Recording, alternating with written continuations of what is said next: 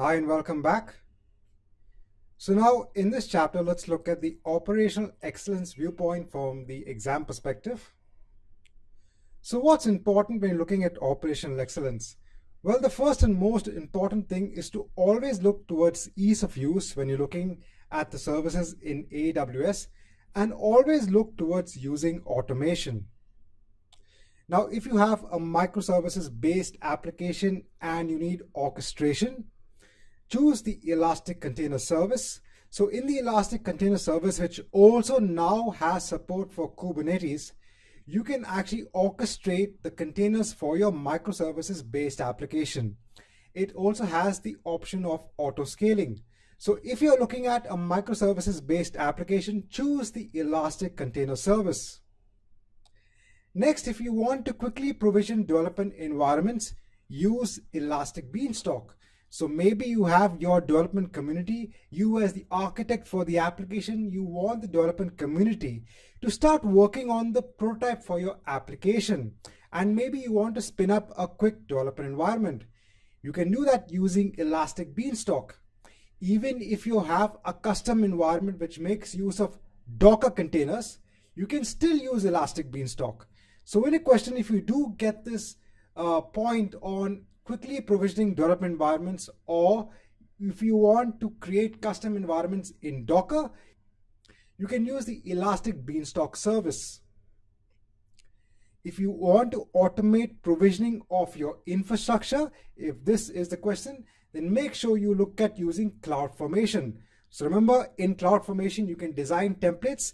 These templates can be used to spin up resources on the AWS cloud. And finally, if you have configuration tools which companies are using like Chef for their on-premise environments or servers, and you want to start using AWS, then think of using the AWS OpsWorks service, because this has inbuilt support for Chef recipes. When looking at scalability, think of auto scaling. So whether it be your web tier, your application tier, even your proxy servers, your NAT instances, think of using auto scaling for managing the scalability of these different underlying layers. Also remember to put the right conditions for scale in and scale out. So you as an architect, when you're being asked questions in the exam on scalability, don't limit yourself to only scalability of a particular tier like the web tier. You can have different levels or layers in your application which can be scaled via an auto scaling group.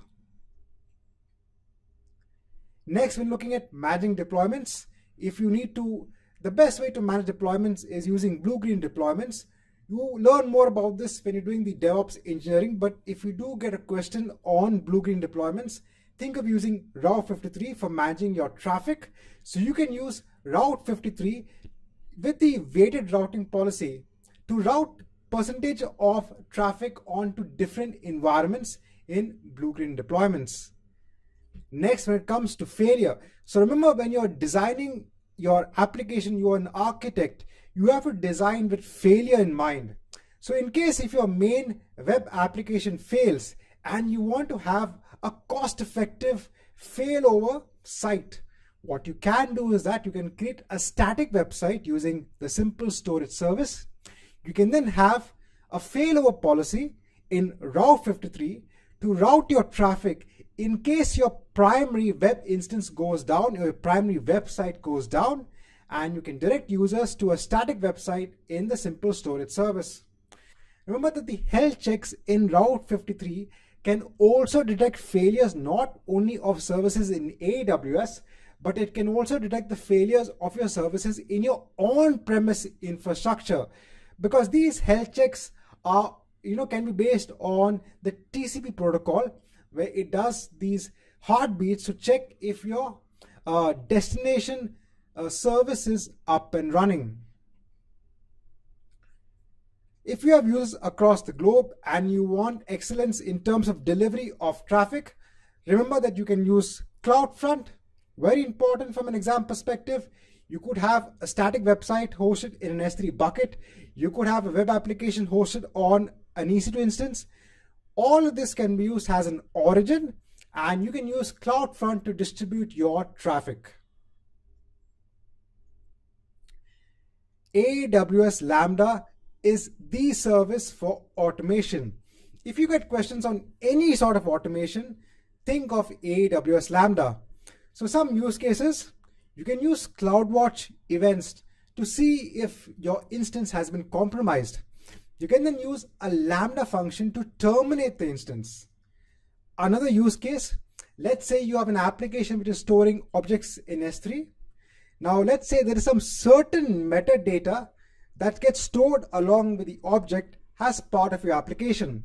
So let's say you have your privileged users as part of your application who's paying money for your service, and you want their objects to get more preference. So what you can do is that you can add metadata in the object being uploaded saying that this is a privileged user. But how do you come to know who are the privileged users and what are the objects they have?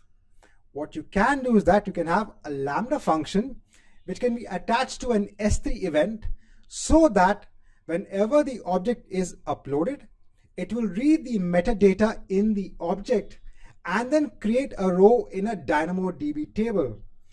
This is how you can use Lambda for this sort of automation. So this marks the end of this chapter.